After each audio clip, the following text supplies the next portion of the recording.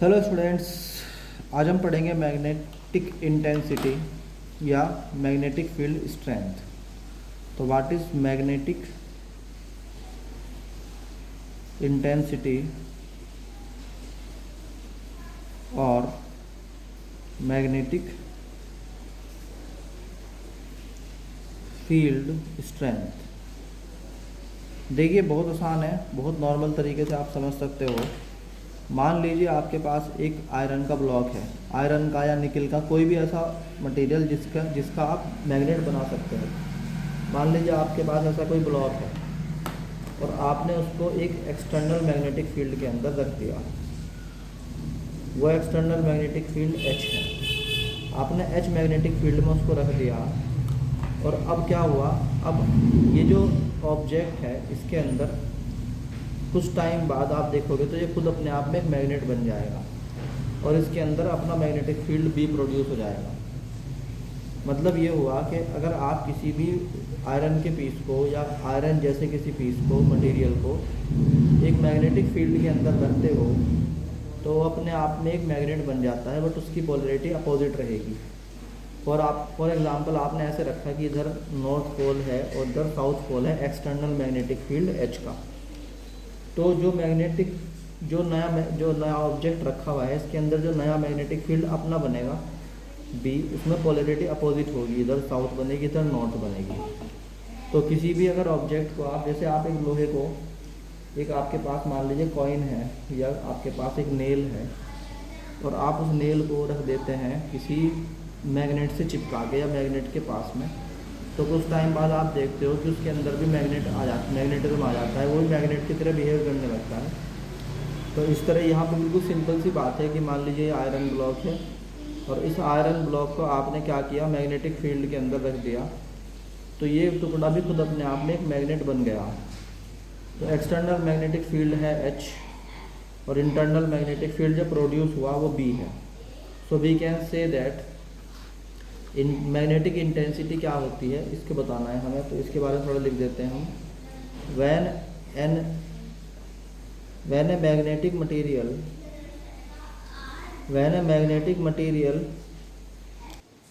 magnetic material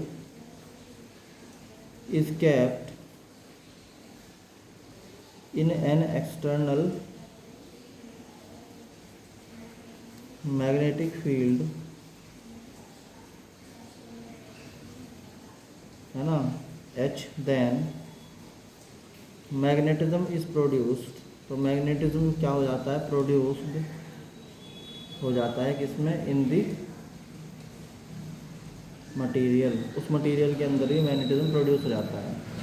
so the formula is given by H equal to B upon mu not minus I।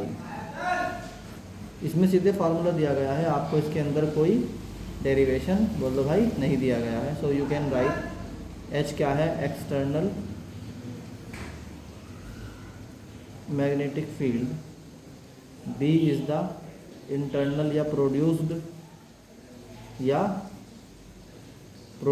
Magnetic field है, I is the intensity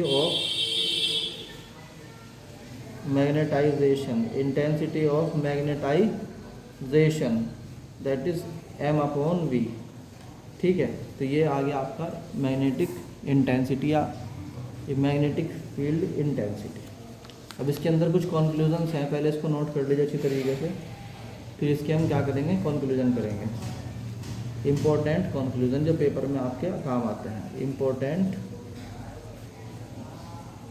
conclusion में पहला है कि अगर vacuum है, हम कहते हैं in vacuum that is any substance, कोई सब्सटेंस है ही नहीं, in the absence of any material, कोई मटेरियल है ही नहीं external.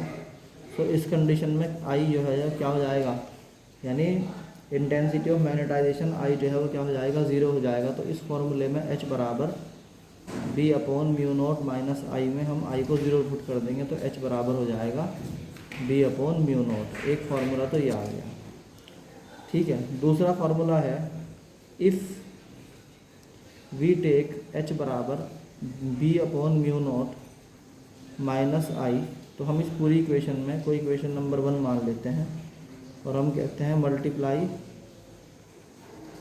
Equation 1 from mu naught, तो ये हो जाएगा mu naught H equal to B upon mu naught into mu not minus mu naught I.